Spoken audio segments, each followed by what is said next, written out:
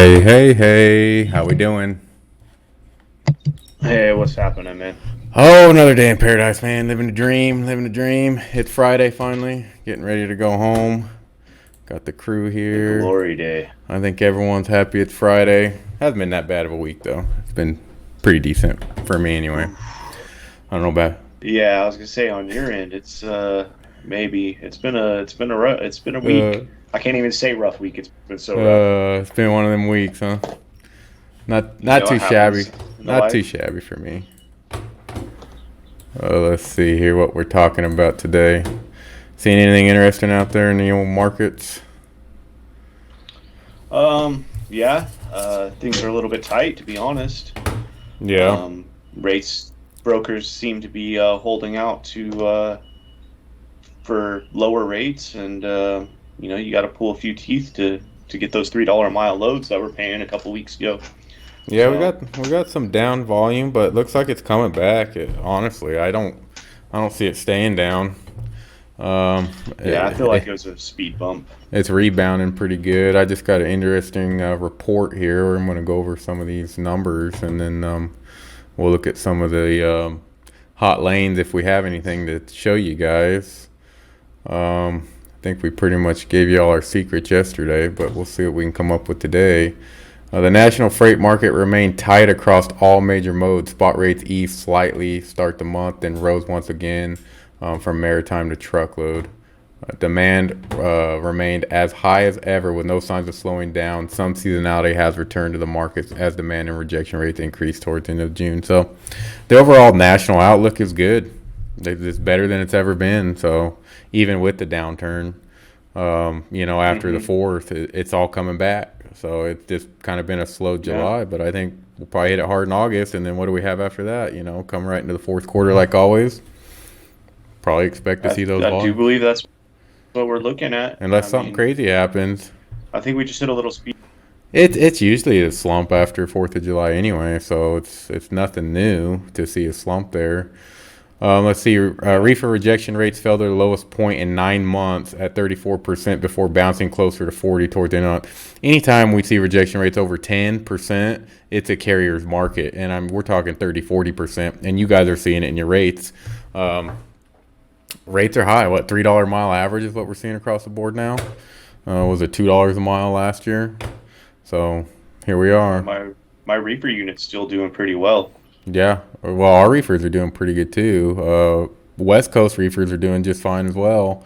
We're not really seeing the big, money going from the east to the west, but you never do. You see it. You see it on the West Coast if you stay on the West Coast, or on the East Coast if you stay on the East Coast. But if you're trying to go coast to coast and you're not a team, there's really no reason to do it, other than maybe you just want to see some new countryside. But I don't recommend you guys I doing that, agree. and just stay in your region because there's enough money in your region to come up with a killer lane to keep you paid and keep you closer to home. In trucking, the closer you Hmm. stay to home, the more money you keep in your pocket. And that's always been the case. It hasn't changed.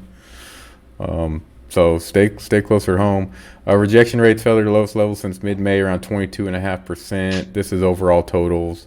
Rejection rates peaked just above 25% on June 30th before falling slightly. Yeah, and that was that 4th of July holiday. It always kind of comes down. So truckload demand has not softened significantly since the mid-February winter weather disruption. So uh, things are good. Things are good. Things are picking back up. We did have a little slump, but we're on the rise, and you can see it on this map here. Anywhere you see the blue, you're going to see the tender rejection index. So that's where you're seeing the most tender rejections. And then anywhere you see the height is where the volume is. So you see a lot of tender rejections in these taller markets. The Jacksonville, Florida market, still looking ripe for the picking. So Isn't that an interesting market? Yesterday was red, the day before blue.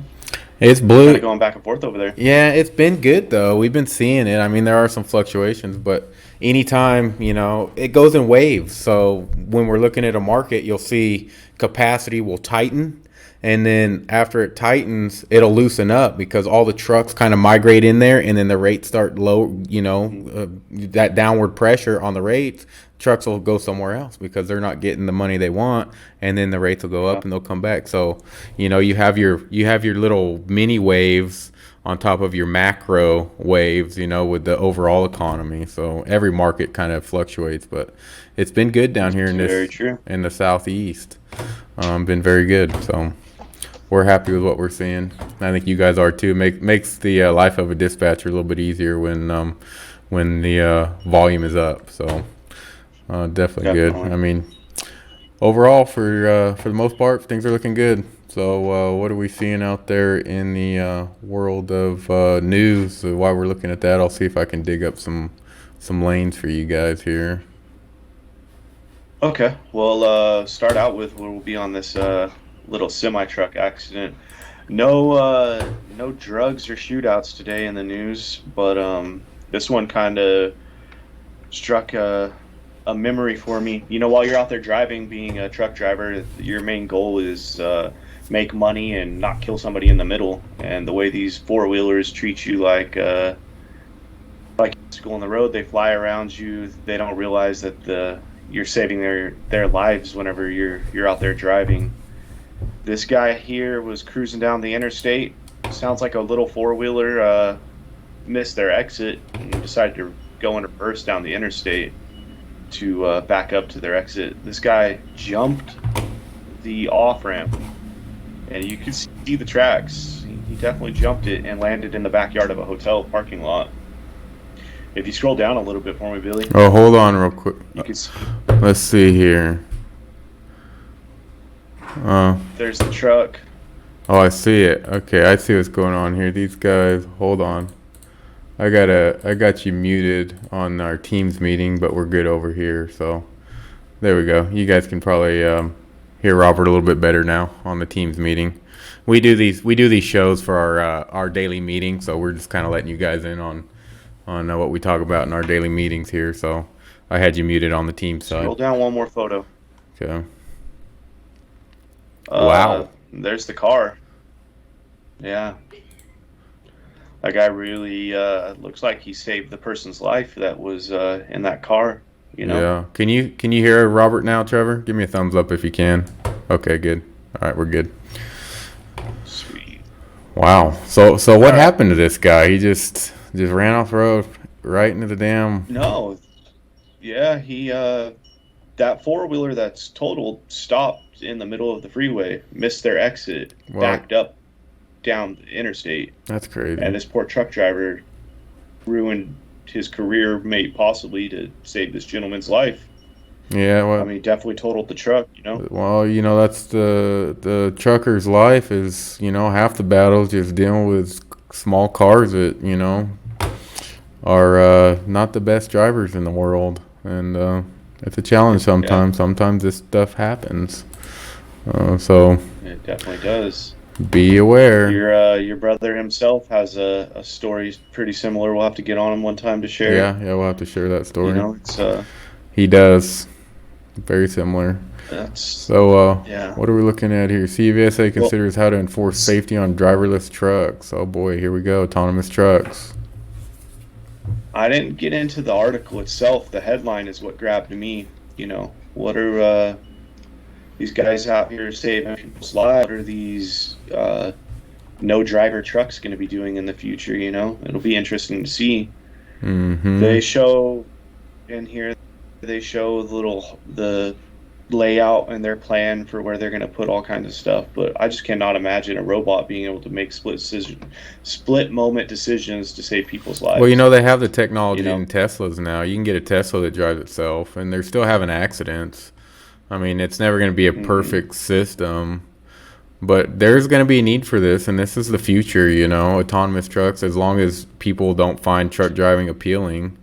And they can make more money doing something else, and there's that shortage. There's still goods that need to be moved, and this may be the solution. this is true. But I do agree with some that it's going to be tough to really automate all aspects of truck driving. You may be able to get the truck to drive itself down the road, but you can't get the truck to lump a load. You can't get the truck to operate a pallet jack. You can't even probably get the truck to successfully back itself into some of the spots it needs to back into. It may be able to do a blind side or just a regular back up into a dock. But, imagine how many times have you got to a facility and you had to really work your ass off to twist and turn and get that trailer where it needed to be. May, Riverside. maybe a little tough to get a computer to do all that. Not only that, what if something does go wrong? Do we need to have a conductor or somebody on board to monitor the situation? Probably in the early days, that's going to be the case. So we'll see how this rolls out. But it's interesting to see. It is. Last one. And I know a lot of drivers are afraid of this, but there's nothing to be afraid of here. That when new technology comes out, it creates new jobs, because now you're gonna have to have mechanics that know how to work on these. You're gonna have to have people that know how to program them, manufacturers to build them. It's just gonna create a whole new world of jobs outside of truck driving. So nothing to be afraid of. That's just the nature of the beast, man. Things change. You just gotta adapt and adjust and move on with it. Yeah, definitely technology. You gotta love it, man. Speaking of technology, though, I thought this was a cool article. Just real quick, because ELDs, in the dispatch can be kind of a blocker, but these are 8 things to look for how ELDs improve your life. Makes it easier on you. I know a lot of truckers that will disagree with that statement, but let's keep going. Yeah, I know exactly. Trying to spin these ELDs in a positive perspective, right. Because there's a lot of folks that are, but the warnings, it makes it easier on you. It tells you whenever you're going to be in an hours violation.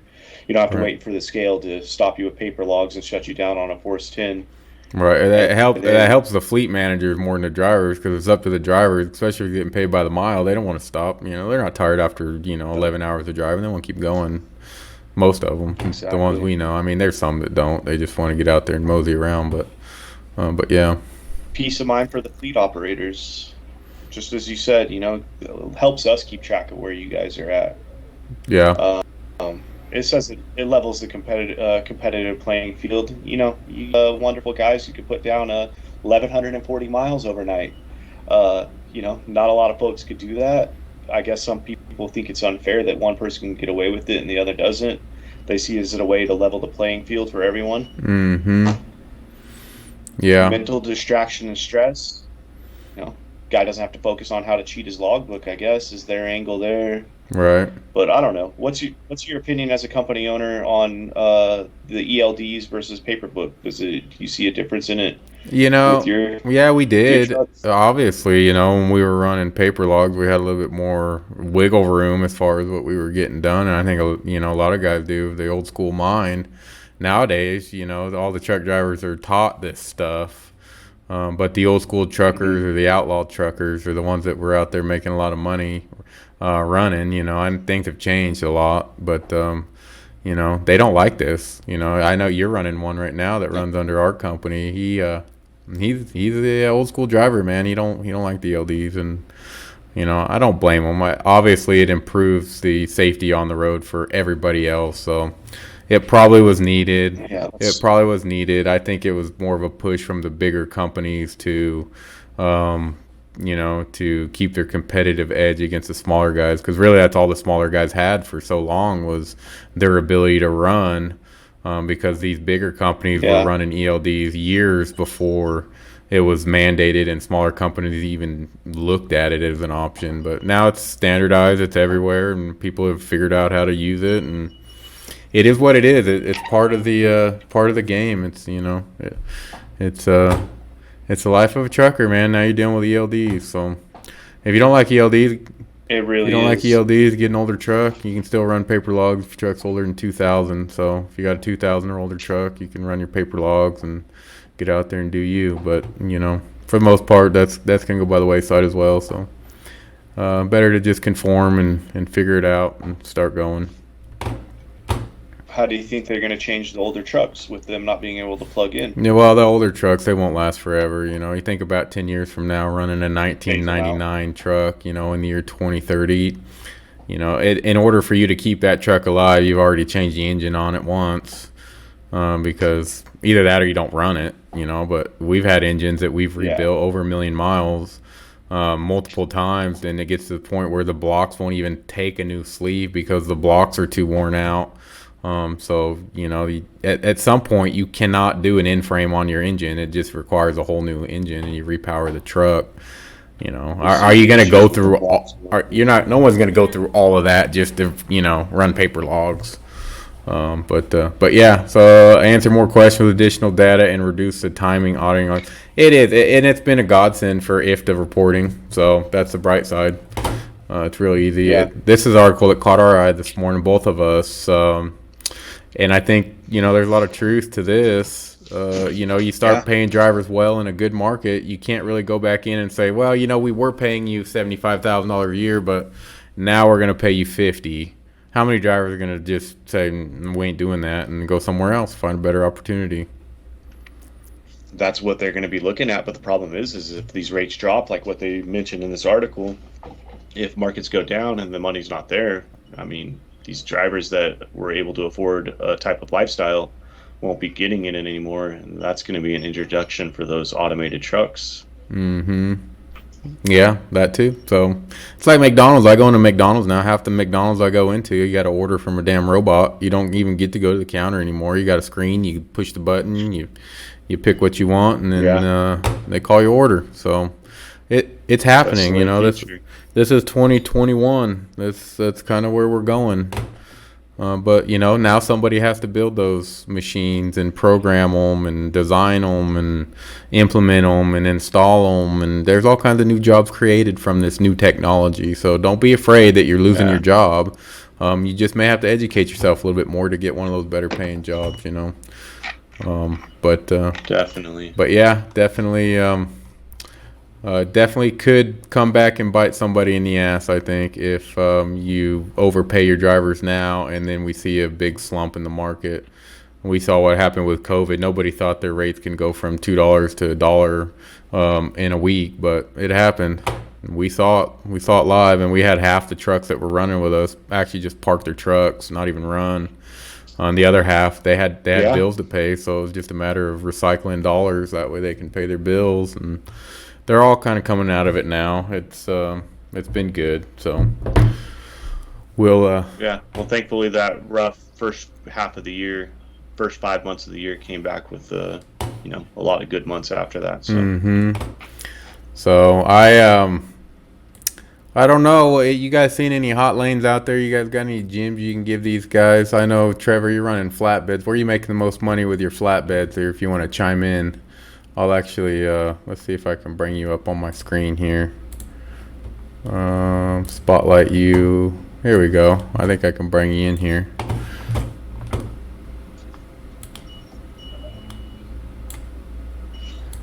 What are you seeing out there, Trevor?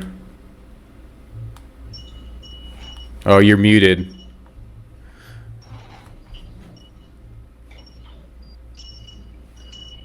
The South Carolina market, it's still staying hot. Ohio's dying down. It's still decent.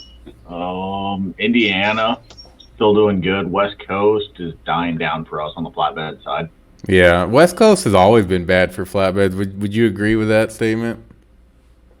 It's hit and miss. About a month ago, I was pulling $3 pretty easy out of there. Now we're down to about $2.10 or so. Yeah.